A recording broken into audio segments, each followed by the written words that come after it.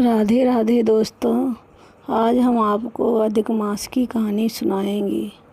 सबसे पहले हम अपने बांके बिहारी के चरणों में नमन करते हैं और संसार सृष्टि को चलाने वाले हमारे प्रभु हमारे ऊपर कृपा करें।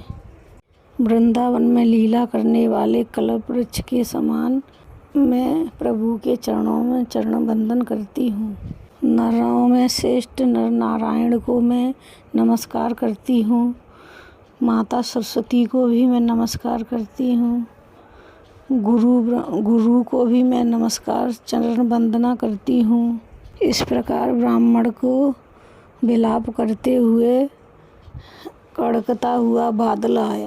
उस राजा का विलाप सुनते हुए दसों दिशाओं में गरजता हुआ मेघों के समान बादल आया। कंपायन करता हुआ और बड़े तीव्र से वायु चलने लगी और मेघ भी जोर जोर से गड़गड़ा रहे थे। अंधेरा सा भी हो गया और तीव्र हवाएं भी चलने लगीं। इस प्रकार इतना तेज पानी बरसा, इतना तेज बारिश हुई, 1 महीना हो गया, लेकिन उस ब्राह्मण को कुछ पता नहीं चला। वो अपने पुत्र के सोखा मंगन में इतना वो था, उसे कुछ पता नहीं चला कि 1 महीने से क्या हो रहा है। ना ही उसने पानी पिया, ना ही भोजन किया और बार बार पुकारने पर उसका 1 मास व्यतीत हो गया। उसको कुछ पता नहीं चला। यह मास पुरुषोत्तम मास श्री कृष्ण भगवान का था। उस पुरुष की अनजाने में ही भगवान श्री कृष्ण की सेवा हो गई। यह देखकर प्रभु श्री कृष्ण भगवान प्रकट हो गए और उस ब्राह्मण के पास गए। उसने जब भगवान श्री कृष्ण को देखा तो झट ही आकर उसने अपने पुत्र को उनके चरणों में पत्नी सहित रख दिया और प्रार्थना करने लगा।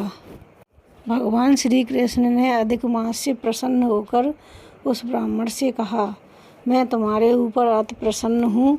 आपने मेरी अधिक मास में एक निष्ठ होकर पूजा की है। और ऐसे कहकर उन्होंने उसके पुत्र को जीवित कर दिया।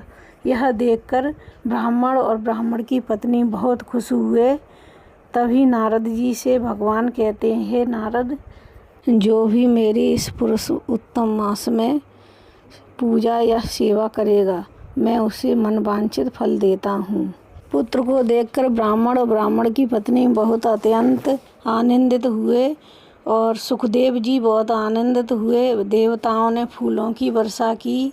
अब ब्राह्मण हाथ जोड़कर अपनी निर्मल वाणी से हृदय से गदगद होकर और प्रभु के अपने आँखों में आंसू लिए प्रभु से पूछने लगा, हे नारायण, हे सर्वश्रेष्ठ प्रभु। उस ब्राह्मण ने कहा, मैंने 4000 वर्ष तक तप किया, तब आपने मुझे वरदान दिया आपको पुत्र प्राप्ति नहीं होगी। हे प्रभु, तो आप मेरे मरे हुए पुत्र को जीवित करने का क्या कारण है, मुझे बतलाइए, मैं आपसे श्रद्धा से पूछ रहा हूँ। भगवान बोले, हे ब्राह्मण, जो इस पुरुष उत्तम मास में मेरी व्रत या पूजा करता है तो मैं उसे मनवांछित फल देता हूँ। ऐसे कहकर भगवान श्री कृष्ण अंतर्ध्यान हो गए। ब्राह्मण और ब्राह्मण की पत्नी बहुत खुश हुए। दोनों अपने पुत्र को लेकर पुत्र की पालन पोषण में लग गए। तो दोस्तों, ये हमारी कहानी है। आपको अच्छी लगे तो कमेंट में लिखकर ज़रूर भेजना और प्लीज़ मेरे चैनल को सब्सक्राइब ज़रूर कर देना। धन्यवाद।